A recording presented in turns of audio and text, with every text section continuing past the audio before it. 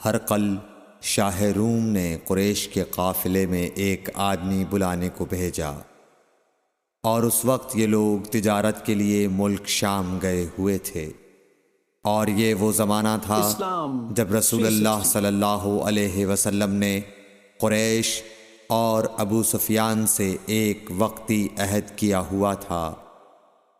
جب ابو سفیان اور دوسرے لوگ ہرقل کے پاس ایلیا پہنچے، جہاں ہرقل نے دربار طلب کیا تھا، اس کے گرد روم کے بڑے بڑے لوگ، علماء، وزراء و امراء بیٹھے ہوئے تھے۔ ہرقل نے ان کو اور اپنے ترجمان کو بلوایا، پھر ان سے پوچھا کہ تم میں سے کون شخص مدعی رسالت کا زیادہ قریبی عزیز ہے؟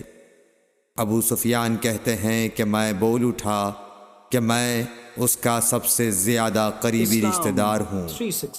یہ سن کر ہرقل نے حکم دیا کہ اس ابو سفیان کو میرے قریب لا کر بٹھاؤ اور اس کے ساتھیوں کو اس کی پیٹھ کے پیچھے بٹھا دو۔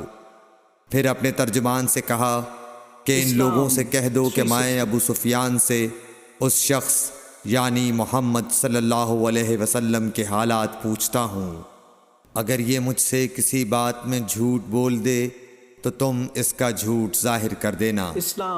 ابو سفیان کا قول ہے کہ خدا کی قسم اگر مجھے یہ غیرت نہ آتی کہ یہ لوگ مجھ کو جھٹلائیں گے تو میں آپ صلی اللہ علیہ وسلم کی نسبت ضرور غلط گوئی سے کام لیتا۔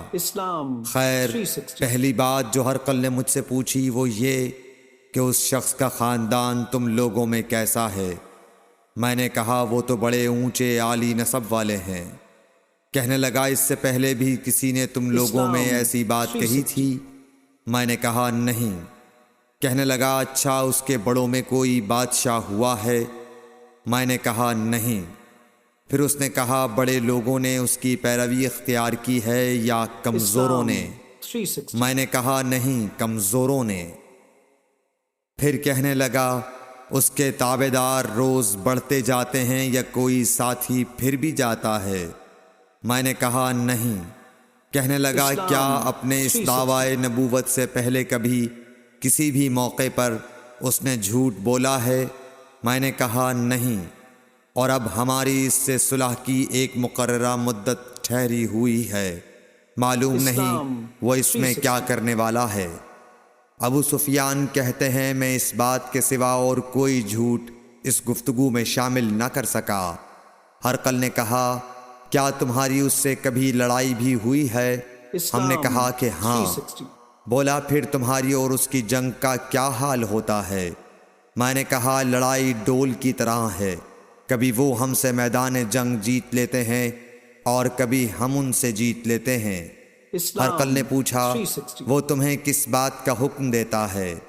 میں نے کہا وہ کہتا ہے کہ صرف ایک اللہ ہی کی عبادت کرو، اس کا کسی کو شریک نہ بناؤ، اور اپنے باپ دادا کی شرک کی باتیں چھوڑ دو، اور ہمیں نماز پڑھنے، سچ بولنے، پرہیزگاری اور صلہ رحمی کا حکم دیتا ہے۔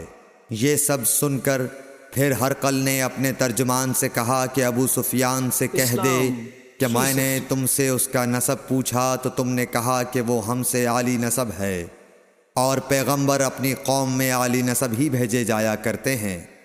میں نے تم سے پوچھا کہ دعوی نبوت کی یہ بات تمہارے اندر اس سے پہلے کسی اور نے بھی کہی تھی؟ تو تم نے جواب دیا کہ نہیں۔ تب میں نے اپنے دل میں کہا کہ اگر یہ بات اس سے پہلے کسی اور نے کہی ہوتی تو میں سمجھتا کہ اس شخص نے بھی اسی بات کی تقلید کی ہے جو پہلے کہی جا چکی ہے۔ میں نے تم سے پوچھا کہ اس کے بڑوں میں کوئی بادشاہ بھی گزرا ہے؟ تو تم نے کہا کہ نہیں۔ تو میں نے دل میں کہا کہ ان کے بزرگوں میں سے کوئی بادشاہ ہوا ہوگا تو کہہ دوں گا کہ وہ شخص اس بہانے اپنے آباء و اجداد کی بادشاہت اور ان کا ملک دوبارہ حاصل کرنا چاہتا ہے۔ اور میں نے تم سے پوچھا کہ اس بات کے کہنے یعنی پیغمبری کا دعویٰ کرنے سے پہلے تم نے کبھی اس کو دروغ گوئی کا الزام لگایا ہے؟ تم نے کہا کہ نہیں۔ تو میں نے سمجھ لیا کہ جو شخص آدمیوں کے ساتھ دروغ گوئی سے بچے وہ اللہ کے بارے میں کیسے جھوٹی بات کہہ سکتا ہے؟ اسلام اور میں نے تم سے پوچھا کہ بڑے لوگ اس کے پیرو ہوتے ہیں یا کمزور آدمی؟ تم نے کہا کمزوروں نے اس کی اتباع کی ہے۔ تو دراصل یہی لوگ پیغمبروں کے متبعین ہوتے ہیں۔ اور میں نے تم سے پوچھا کہ اس کے ساتھی بڑھ رہے ہیں یا کم ہو رہے ہیں؟ تم نے کہا کہ وہ بڑھ رہے ہیں، اور ایمان کی کیفیت یہی ہوتی ہے حتیٰ کہ وہ کامل ہو جاتا ہے۔ اور میں نے تم سے پوچھا کہ آیا کوئی شخص اس کے دین سے ناخوش ہو کر مرتد بھی ہو جاتا ہے؟ تم نے کہا نہیں۔ تو ایمان کی خاصیت بھی یہی ہے، جن کے دلوں میں اس کی مسرت رچ بس جائے وہ اس سے لوٹا نہیں کرتے۔ اور میں نے تم سے پوچھا کہ آیا وہ کبھی عہد شکنی کرتے ہیں؟ تم نے کہا نہیں۔ پیغمبروں کا یہی حال ہوتا ہے، وہ عہد کی خلاف ورزی نہیں کرتے۔ اور میں نے تم سے کہا کہ وہ تم سے کس چیز کے لیے کہتے ہیں؟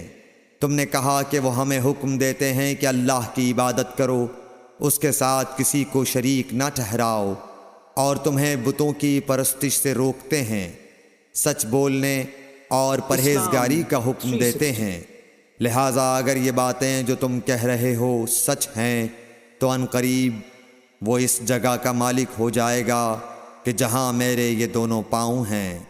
مجھے معلوم تھا کہ وہ پیغمبر آنے والا ہے، مگر مجھے یہ معلوم نہیں تھا کہ وہ تمہارے اندر ہوگا۔ اگر میں جانتا کہ اس تک پہنچ سکوں گا تو اس سے ملنے کے لیے ہر تکلیف گوارا کرتا۔ اگر میں اس کے پاس ہوتا تو اس کے پاؤں دھوتا۔ ہرقل نے رسول اللہ صلی اللہ علیہ وسلم کا وہ خط منگایا جو آپ نے وحیہ کلبی رضی اللہ تعالیٰ عنہ کے ذریعے حاکم بصرہ کے پاس بھیجا تھا، اور اس نے وہ ہرقل کے پاس بھیج دیا تھا۔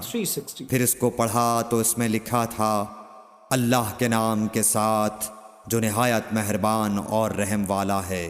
اللہ کے بندے اور اس کے پیغمبر محمد صلی اللہ علیہ وسلم کی طرف سے یہ خط ہے شاہ روم کے لیے۔ اس شخص پر سلام ہو جو ہدایت کی پیروی کرے۔ اس کے بعد میں آپ کے سامنے دعوت اسلام پیش کرتا ہوں۔ اگر آپ اسلام لے آئیں گے تو دین و دنیا میں سلامتی نصیب ہوگی، اللہ آپ کو دوہرا ثواب دے گا۔ اور اگر آپ میری دعوت سے روگردانی کریں گے تو آپ کی رعایا کا گناہ بھی آپ ہی پر ہوگا۔ اور اے اہل کتاب، ایک ایسی بات پر آ جاؤ جو ہمارے اور تمہارے درمیان یکساں ہے، وہ یہ کہ ہم اللہ کے سوا کسی کی عبادت نہ کریں اور کسی کو اس کا شریک نہ ٹھہرائیں، اور نہ ہم میں سے کوئی کسی کو خدا کے سوا اپنا رب بنائے۔ پھر اگر وہ اہل کتاب اس کتاب سے منہ پھیر لیں تو مسلمانوں، تم ان سے کہہ دو کہ تم مانو یا نہ مانو، ہم ایک خدا کے اطاعت گزار ہیں۔ ابو سفیان کہتے ہیں، جب ہرقل نے جو کچھ کہنا تھا کہہ دیا اور خط پڑھ کر فارغ ہوا تو اس کے ارد گرد بہت شور و غوغا ہوا، بہت سی آوازیں اٹھیں اور ہمیں باہر نکال دیا گیا۔ تب میں نے اپنے ساتھیوں سے کہا کہ ابو کبشہ کے بیٹے حضرت صلی اللہ علیہ وسلم کا معاملہ تو بہت بڑھ گیا۔ دیکھو تو اس سے بنی اصفر روم کا بادشاہ بھی ڈرتا ہے۔ مجھے اس وقت سے اس بات کا یقین ہو گیا کہ حضور صلی اللہ علیہ وسلم ان قریب غالب ہو کر رہیں گے، حتیٰ کہ اللہ نے مجھے مسلمان کر دیا۔ راوی کا بیان ہے کہ ابن ناطور ایلیا کا حاکم ہرقل کا مصاحب اور شام کے نصارہ کا لاٹ پادری بیان کرتا تھا کہ ہرقل جب ایلیا آیا ایک دن صبح کو پریشان اٹھا تو اس کے درباریوں نے دریافت کیا کہ آج ہم آپ کی حالت بدلی ہوئی پاتے ہیں، کیا وجہ ہے؟ ابن ناطور کا بیان ہے کہ ہرقل نجومی تھا، علم نجوم میں وہ پوری مہارت رکھتا تھا۔ اس نے اپنے ہم نشینوں کو بتایا کہ میں نے آج رات ستاروں پر نظر ڈالی تو دیکھا کہ ختنہ کرنے والوں کا بادشاہ ہمارے ملک پر غالب آ گیا ہے۔ بھلا اس زمانے میں کون لوگ ختنہ کرتے ہیں؟ انہوں نے کہا کہ یہود کے سوا کوئی ختنہ نہیں کرتا، سو ان کی وجہ سے پریشان نہ ہوں۔ سلطنت کے تمام شہروں میں یہ حکم لکھ بھیجیے کہ وہاں جتنے یہودی ہوں سب قتل کر دیے جائیں۔ وہ لوگ انہی باتوں میں مشغول تھے کہ ہرقل کے پاس ایک آدمی لایا گیا جسے شاہ غسان نے بھیجا تھا۔ اس نے رسول اللہ صلی اللہ علیہ وسلم کے حالات بیان کیے۔ جب ہرقل نے سارے حالات سن لیے تو کہا کہ جا کر دیکھو وہ ختنہ کیے ہوئے ہے یا نہیں۔ انہوں نے اسے دیکھا تو بتلایا کہ وہ ختنہ کیا ہوا ہے۔ ہرقل نے جب اس شخص سے عرب کے بارے میں پوچھا تو اس نے بتلایا کہ وہ ختنہ کرتے ہیں۔ تب ہرقل نے کہا کہ یہی محمد صلی اللہ علیہ وسلم اس امت کے بادشاہ ہیں جو پیدا ہو چکے ہیں۔ پھر اس نے اپنے ایک دوست کو رومیہ خط لکھا اور وہ بھی علم نجوم میں ہرقل کی طرح ماہر تھا۔ پھر وہاں سے ہرقل حمص چلا گیا۔ ابھی حمص سے نکلا نہیں تھا کہ اس کے دوست کا خط اس کے جواب میں آ گیا۔ اس کی رائے بھی حضور صلی اللہ علیہ وسلم کے ظہور کے بارے میں ہرقل کے موافق تھی کہ محمد صلی اللہ علیہ وسلم واقعی پیغمبر ہیں۔ اس کے بعد ہرقل نے روم کے بڑے آدمیوں کو اپنے حمص کے محل میں طلب کیا اور اس کے حکم سے محل کے دروازے بند کر لیے گئے۔